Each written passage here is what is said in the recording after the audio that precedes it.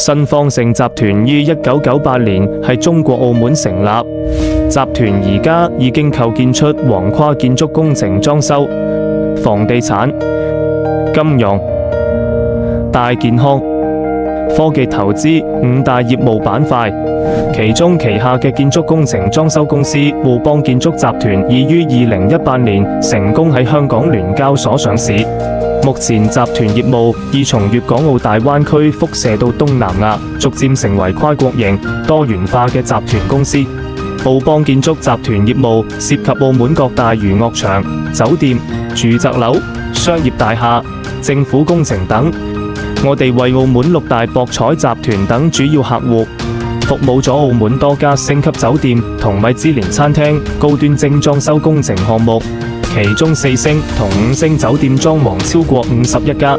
，5星酒店餐廳裝潢同米芝蓮星級餐廳裝潢超過16家，並落成多個地標性高端項目，如新葡京酒店、美思美高梅客房裝飾、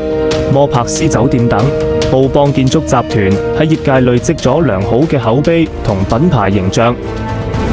除建築工程裝修之外，新方盛集團仲涉及房地產，代表性項目有位於橫琴深合區嘅金源國際廣場，係澳門特區政府推薦嘅首批項目，致力於打造成粵港澳青年創業中心。仲有橫琴永同昌時代廣場未來中心酒店，將定位為中高端精品酒店與國際化寫字樓。喺香港大嶼山梅窩，公司仲購入咗一塊1000畝土地，喺未來用於現代農業、住宅樓同商業綜合體。集團喺香港持有證監會頒發嘅4、6、9號牌照，從事全球化金融業務，並於廣東珠海成立滬邦金控，主要投資各大新興產業，為企業海外上市提供專業服務平台。2024年，首支 QFLP 美元基金成功發行，標誌住國際市場對滬邦集團嘅信賴同認可。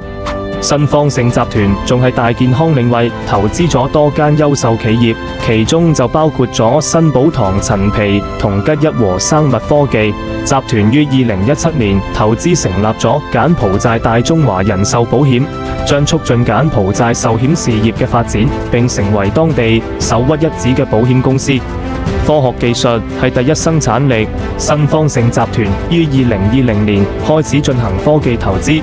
其中包括第3代半導體與高端氮化鎵、城市級大規模 L4 級自動駕駛、國家級高新企業認證跨境經貿平台。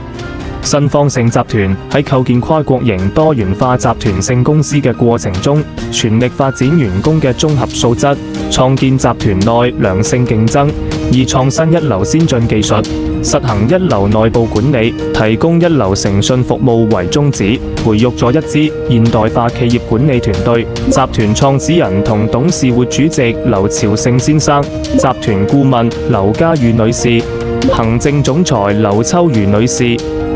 首席風險官鄭益偉先生。集團喺快速發展嘅過程中，劉朝勝主席始終認為回報社會係企業義不容辭嘅責任，先後為各類公益事業捐資超過3000萬元。放眼於未來，